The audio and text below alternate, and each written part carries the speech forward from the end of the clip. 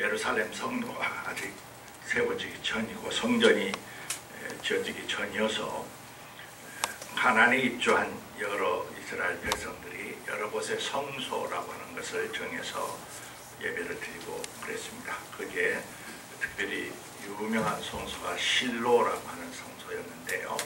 실로에는 엘리라고 하는 아주 늙은 제사장이 성소를 맡고 있었습니다.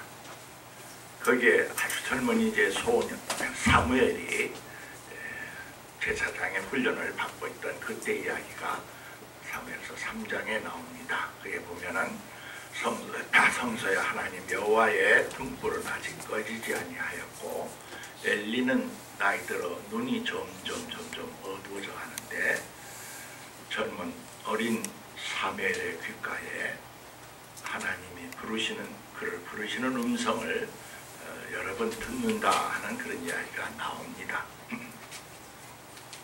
요즘 우리 이 사교 작은 교회 상황이 그런 것을 비슷한 것을 저는 느낍니다. 그러나 엘리가 오랜 세월 동안 제사장으로 있으면서 산전수전을 다 겪었기 때문에 여호와 하나님의 신앙의 핵심 본질이 무엇인가를 알고는 있었습니다. 그처럼 저는 이제 한 50여 년 동안 소위 그리스도교라고 하는 것이 무엇일까 궁금해서 공부도 해봤고 설교도 해봤고 가르치도 해봐서 목사로서나 학자로서는 실패했지만은 그리스도교의 핵심이 무엇인가, 그리스도교란 도대체 무슨 종교인가 하는 것이 이제 어느 정도 가닥이 잡히는 그런 나이가 됐다, 이렇게 감히 말씀을 드리고 오늘은 그 점에 대해서 여러분에게 성경에 의해서 증언을 하려고 합니다.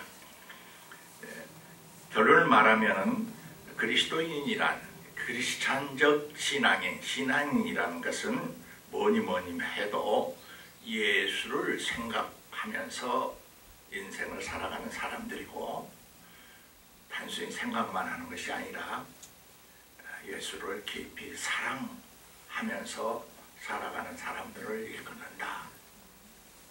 그렇게 결론 내릴 수가 있습니다. 한국은 세계 여러 위대한 종교 문화의 마지막 정류지여서 1500여 년 동안 특별히 이제 기독교가 들어오기 전에 불교와 유교의 영향을 많이 받았죠. 불교의 영향을 받으면서 그 특징에 대해서 여러 가지 말을 할 수 있지만 단도직입적으로 불교란 무슨 종교냐, 흔히 말하기로 견성성불하는 종교다 그러지 않아요. 그러니까 모든 사람 마음속에 불성을 갖추고 있다는 것을 스스로 들여다보고 깨우쳐서 해탈을 하는 것이다. 그렇습니다. 고다마 시타타라고는 불교를 일으킨 처음 조정도 이제 임종시의 제자들을 불러놓고 마지막 유언을 내가 죽은 다음에 불상을 만들어서 그 앞에 예배를 하거나 뭐 기도를 하거나 뭐 예배당을 짓거나 그런 짓거리 하지 마라. 너희들 마음속을 깊이 들여다보고 너희 마음속에 있는 그 등불을 하나를 의지하고 그 등불이 꺼지지 않도록 노력하고 정진하라. 내 마음속에 있는 등불을 의지하고 정진하라. 그것이 남긴 마지막 예언이었어요. 유언이었어요. 유교는 이제 공자 맹자의 도를 우리가 또 역시 1500년 동안 많이 영향을 받았습니다만은 그쪽은 뭐니 해도 역시 뭐라고 말할까요? 존심양성해라. 사람의 마음의 본래 마음 바탕을 잘 지키고 품성을 길러라. 그대로 있어버리면 짐승이 되니까 너의 교양과 수양을 잘해라. 그래서 유교는 교육과 수행을 많이 강조하는 종교였다고 볼 수 있습니다. 이 위대한 두 우주적 세계적 보편 종교가 없었으면 한국 백성이 지금 어느 수준의 민도에 있을까 생각하면은 고맙게 생각합니다. 거기에 비해서 이제 기독교라는 종교는 아주 특이하단 말입니다. 불교와 유교와 달리 기독교가 뭐냐 하면은 내조로 표현하는 흔히 경천애인하라, 위로는 하나님을 경외하고 내 이웃을 내 몸처럼 사랑하라 이렇게 말했지만은 본래 그러면 예수님의 말씀으로 보면 내 하나님을 사랑하고 내 이웃을 내 몸처럼 사랑하라 그랬으니까 애천애인이 맞겠죠. 우리가 동양의 그런 오랜 이제 훈련을 받고 우리들은 하늘을 사랑하고 하나님을 사랑한다는 말이 너무나 죄송한 거야. 어떻게 그냥 감히 그 높으신 알 수가 없는 위대하신 영원하신 그분을 이 디클 같은 사람이 사랑한다는 말이 가당신하는가? 우리가 하나님에 대한 우리의 태도는 그저 경외하는 마음이지 공경하는 마음이지 그런 생각을 해서 애천애인을 아마 경천애인으로 그렇게 바꿔서 성경에 하나님을 경외하라 하는 말이 없지 않아 있긴 있죠. 그러나 역시 기독교는 이제 예수님의 말씀에서 그 절정에 들어가는데 예수님은 결코 공자나 맹자나 석가모니처럼 말을 안 했단 말이에요. 살아계실 때도 그렇고 부활하신 뒤에도 그의 제자들을 찾아와서 너가 정말 나를 사랑하느냐? 나를 사랑하라. 이런 말씀을 하시는 것을 보면 나를 사랑하는 자는 내 아버지의 사랑을 받을 것이고 나도 그를 사랑하여 운운하면서 어떤 사랑한다고 하는 이 말씀을 많이 말씀을 하셨으니까 불교나 유교에 비해서 종교가 아주 특이하다 하는 것을 우선 우리 성도들께서 깊이 인지하셨으면 좋겠습니다. 그러면 예수를 생각하고 예수를 사랑하는 이 문제에 대해서 오늘 히브리서를 보면은 믿음의 주여 또 온전케 하신 이 예수를 바라보자 그러죠. 지난주에 우리 영사님의 설교를 저는 영상을 통해서 아주 감동 깊게 다시 한번 들었습니다. 물 위에 풍랑이는 그 풍랑 속에서 우리의 삶의 실존 속에서 우리가 두려움과 걱정과 근심, 우수사려가 있을 때 그것을 돌파해 나갈 수 있는 유일한 길은 믿음의 주여 온전케 하신 예수를 바라보는 거예요. 바라보자 그랬어요. 그리고 너희가 피곤하여 낙심하지 않게 하기 위해서 내가 말하는데 모든 죄인들이 그분 예수에게 거역을 했어. 그러나 그 거역한 일을 오래 참으신 예수를 생각하라. 그렇게 히브리서는 증언을 합니다.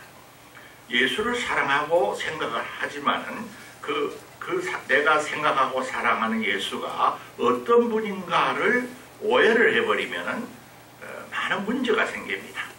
부부 생활도 이제 40년, 50년이시라면 성격도 다르고 대각하지만 서로를 닮아간다고 하는 그런 말이 있죠. 마찬가지입니다. 그러므로 우리는 예수를 바라보고 예수를 사랑하는 것이 신앙인의 처음이요 마지막이라는 것을 알지만 어떤 예수를 바라보고 어떤 예수를 사랑할 것인가에 대해서 성경 전체를 통해서 보여주는 그 예수상을 우리가 바르게 파악을 해야 할 것입니다.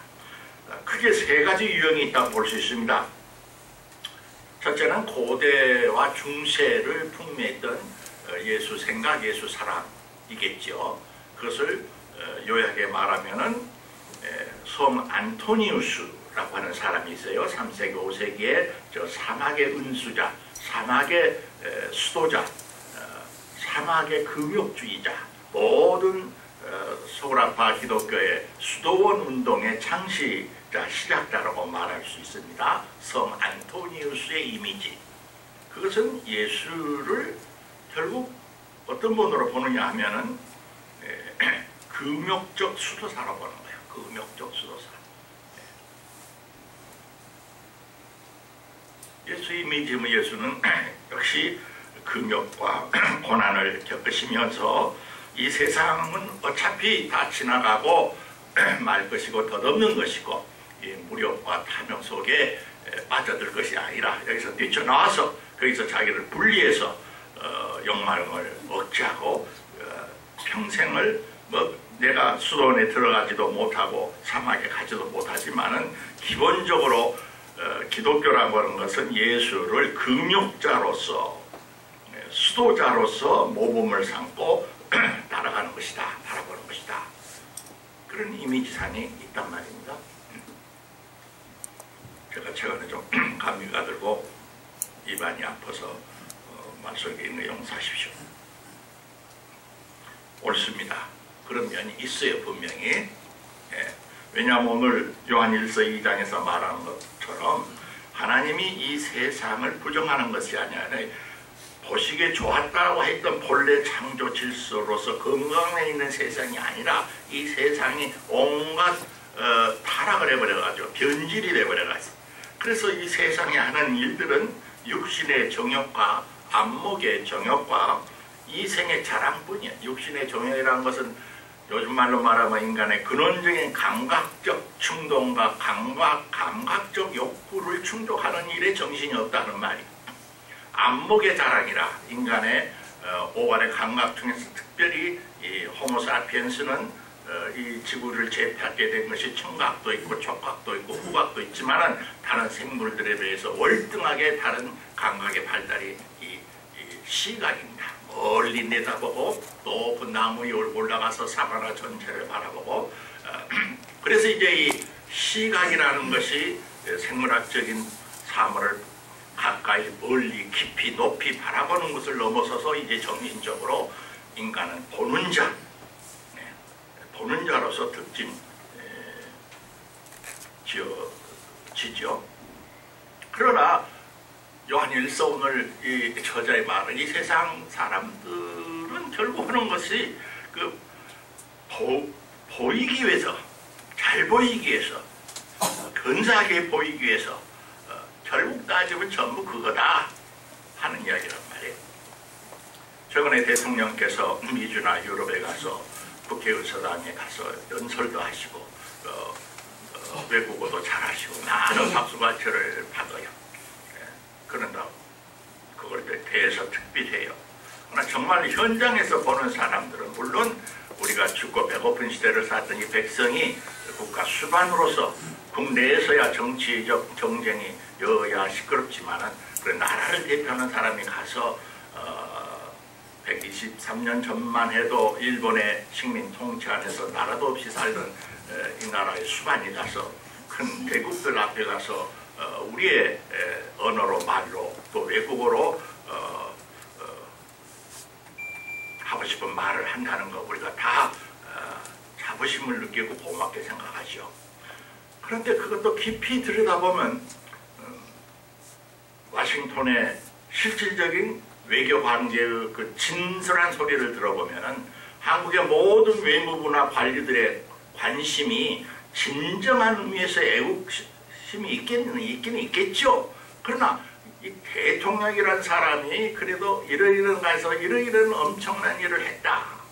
외부의 모든 일이 진정한 의미에서의 한민족이 아까 기도하는 대로 민족의 분단과 서로 모방과 비방을 극복하고 가난을 극복하고 민족끼리의 서로서로의 갈등을 극복하고 어떻게 이것을 상생하고 서로 살아가는 일을 할까 하는 관심보다도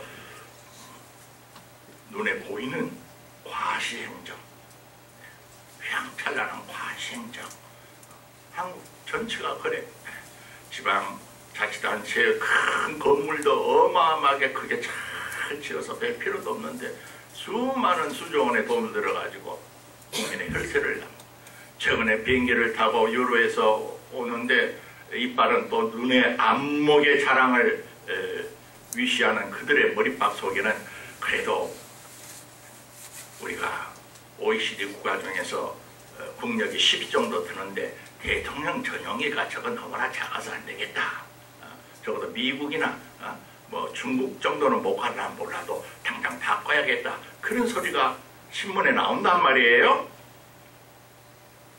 지금 정말 그러나 진정한 의미에서 이 백성들이 안목의 자랑으로 사로잡힌 사람이 아니라면 그런 소리가 외국 순방을 마치고 난 직후에 언론을 타고 난다는 것이 한없이 슬픈 이야기예요.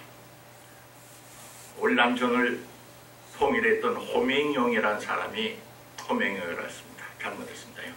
호치민이라는 사람이 존경을 받는 이유를 여러분 아시죠? 그 여행해본 사람 알 겁니다. 그분은 남북 우리처럼 똑같이 분정을 할 때 분단 지도자였지만 최고의 지도자였지만 그의 기념관에 그것이 있어요. 가장 바닥에 사람들과 똑같이 도시락을 싸고 보리밥 도시락을 싸먹고서 살고 같이 싸우고 운동했던 그 호치민의 겸허하고 천빈하고 자기를 절제했던 지도자의 상이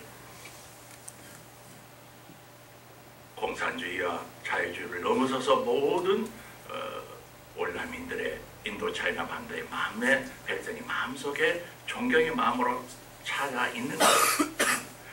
국민이 지금 다 일부는 직장을 얻지 못해서 죽는다 사는다, 서민은 극과 극의 경제적인 대립 속에서 어려운데 어떻게 최고의 국정 지도자라고 하는 사람들이 대통령 전용기를 국력에 맞게 좀 바꿔야 할 때다 하는 소리가 나오느냐.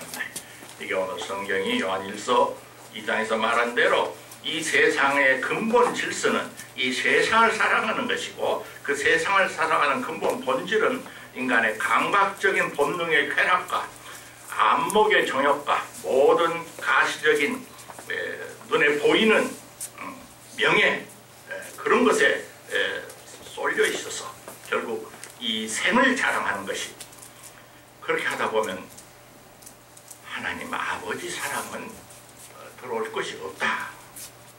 그런 말을 했지요.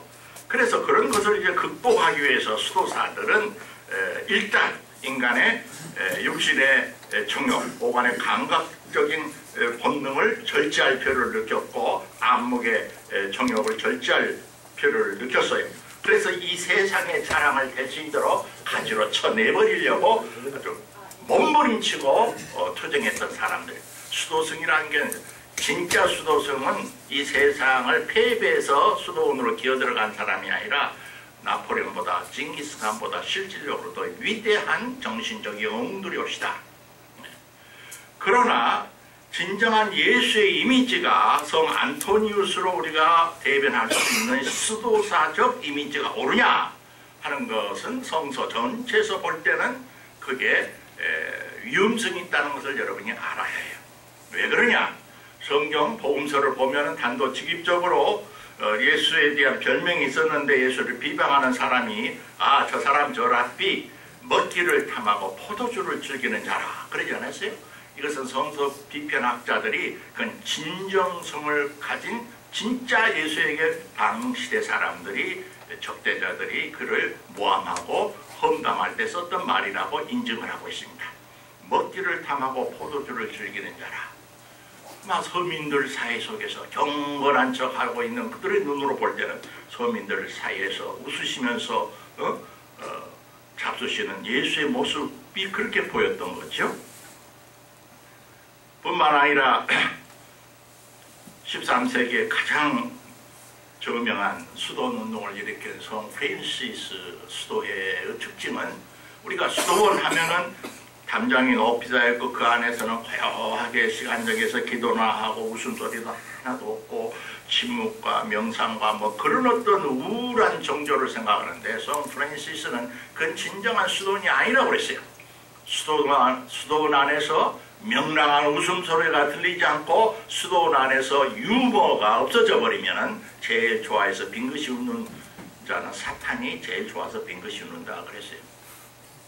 자, 그러니까 우리가 예수를 바라보자, 믿음이 온전하는 예수를 바라보자, 예수를 사랑하자 할 때 그 사랑해야 하는 이미지 예수는 반드시 수도사 그리스도에 국한해서는 안 된다. 둘째, 중세가 지나고 이제 근대가 시작되면은, 근대는 한마디로 말하면 근대적 그리스도교의 예수 이미지는 아마 콘스탄틴적 대제 이미지라고 하는 게 좋을 겁니다. 콘스탄틴이 이제 처음에는 로마의 황제로서 예수를 안 믿던 사람인데 반란군들과 싸움을 하다가 늘 패배를 하다가 일세를 가면 꿈을 꿨는데 십자 군기를 가지고 전진을 하니까 다 승리를 했다. 그래서 그 뒤부터 그가 이제 기독교를 받아들이고 자기도 신자가 그랬다. 네, 그런 속설이 전해오지요. 그것은 대단히 중요한 상징옷이다. 컨스탄틴이라는 대제 이후에 기독교가 공인이 되고 카타콤의 종교, 땅속의 지하의 종교를 지상으로 나와서 박해받은 종교가 이제 지배하는 종교가 됐어. 힘의 종교가 됐어요. 그래서 이제 힘과 권력을 갖게 됐어요. 무력을 갖게 됐어요. 그래서 근대적 기독교는 예수의 이미지가 지배자, 정복자, 통치자의 이미지입니다. 그래서 물론 그렇지 못한 미개한 사람들을 대화시켜서 잘 살게 하기 위한 성문으로서의 통치자, 지배자 이미지지만은 이 컨스탄틴적 기독교가 근대 종교개혁 이후에 몇백 년 동안 세계 그리스도교를 지배했던 이미지라고 말하면 지나친 것일까요? 물론 세계의 소위 제3세계, 우리가 아프리카, 아시아, 남북, 미주 등등을 소위 식민지 침입을 해가지고 그들을 괴롭게 했던 것이 기독교가 앞장서서 하지는 않았지만은 그게 기독교 국가란 말이에요. 기독교 국가들이 했어요. 그 전부. 홀랜드, 영국, 독일, 프랑스. 기독교를 국교로 하는 국가치고 식민지 지배하지 않는 나라가 있습니까? 미국까지도 다 그랬단 말이에요. 미국도 스페인도 그렇고 다 지금도 지금 크게 보면 다 마찬가지죠.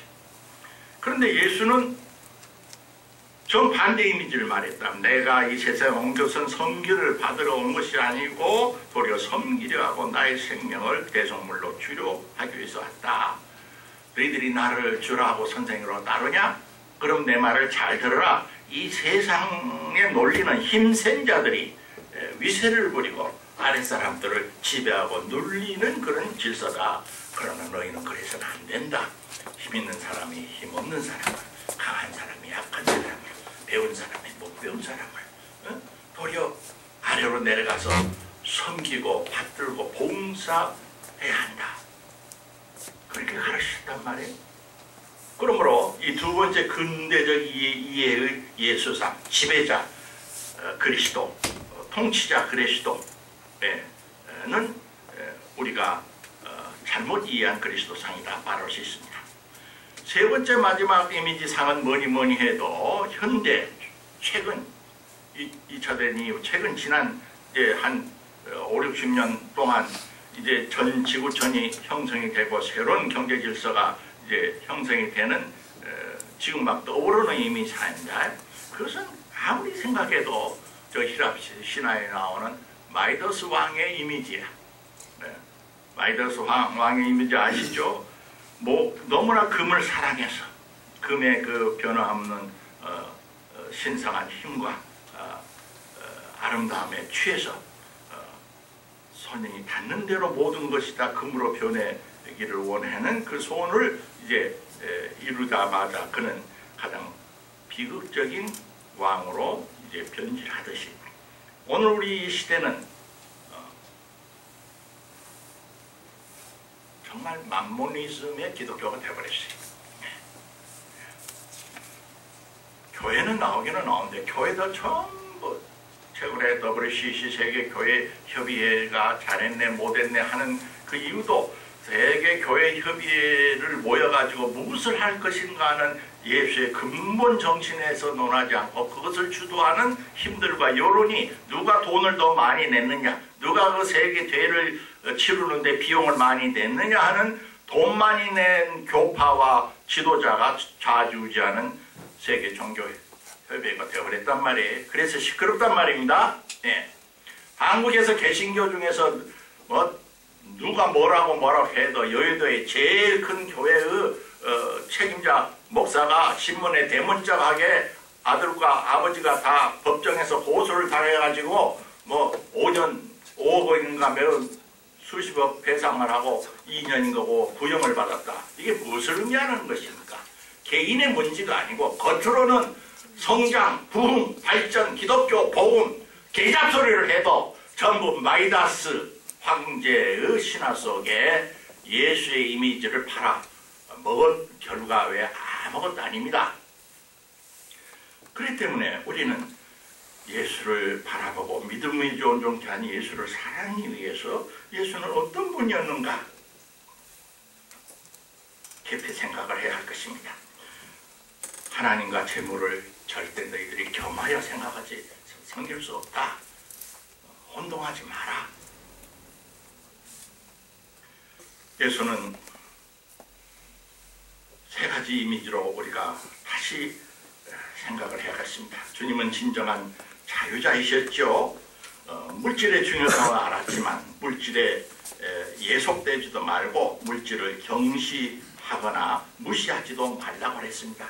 물질은 너희들이 세상을 살아가는데 필요한 재화인 것을 하나님이 아시니까 물질로 하여금 그 자리에 그대로 있게 하라는 거죠. 세상 권력에 아부를 하거나 거기에 이끌려 이리저리 좌지우지 끌려다니지를 않았습니다. 예수님이 진정한 자유자인 그 절정은 종교로부터 자유하신 분이었어요. 저 유명한 안식일이 사람을 위해서 있는 것이지 사람이 안식일을 위해서 있지 않다는 이 말은 무서운 말입니다. 정말 무서운 말이에요. 그래서 물질과 권력과 종교로부터 진정한 자유롭게 되시니 그분은 그렇기 때문에 심퍼사이저라는 영어 말이 이게 정확히 번역이 어려워요. 공명하고 공감하는 능력이 아주 극도로 예민하신 분이 같은 사람들의 그 희비애락을 예민한 바이올린의 현처럼 느꼈어. 창녀의 아픔, 탕자의 고달픔, 배신자의 회로움, 변절자의 양심의 가책, 문둥이의 그 처절한 소외감, 세리의 그 비굴한 그 마음, 그것을 다 당신의 마음으로 느꼈단 말이에요. 느껴서 그들을 격려하고 위로하고 그들을 하나님의 자녀로 다시 돌려놓으신 분 아닙니까? 그런 분은 결국 예수는 마지막 한마디로 말하면은 믿는 자였던 것 같아요. 예수야말로 진정한 믿음의 사람이 있어요.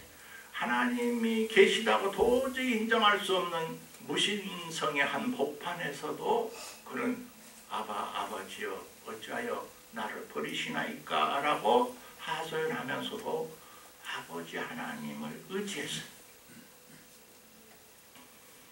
진정한 자유인, 진정한 공명자, 진정한 믿는 자, 바로 그러한 예수를 우리는 바라보고 사랑해야 합니다. 정말 말씀드리고 싶은 것은 내가 이 세상에 떠날 때 후회할 한 가지가 있다면 내가 예수를 더 많이 바라보고 더 많이 생각하지 아니한 것과 더 많이 사랑하지 아니한 것을 후회하게 될 것 같아요. 사랑하는 교우님 여러분, 세상이 아무리 혼란하고 시끄럽더라도 하루에 한 번씩 예수기도라는 것이 예수기도, 저 동반 정교회가 드리는 기도인데 아주 간단해요. 자비로우신 하나님의 아들 예수 그리스도여, 저에게 자비를 베푸소서. 그것이 기도 없는 전부여요.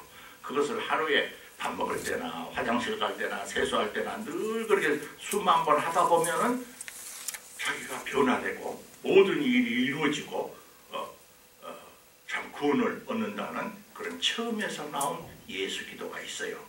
저는 그 예수 기도가 너무나 기니까 우리가 자기가 잠들 때 한 번씩이라도 하루에 어느 시간 한 시간이라도 사랑의 주님, 내가 주님을 바라봅니다. 내가 주님을 사랑합니다. 믿음 없는 나를 도우소서 하는 조용한 기도를 여러분이 하루에 한 번씩 꼭꼭 아침, 낮, 저녁 언제든지 한 번 이상 하시면서 신앙생활 하시기를 주의 이름으로 부탁하고 축원합니다. 아멘. 기도합시다. 주님, 세상에 혼돈하고 어지럽지만은 저희들 마음속에 찾아오셔서 저희가 주 예수를 깊이 생각하게 하시고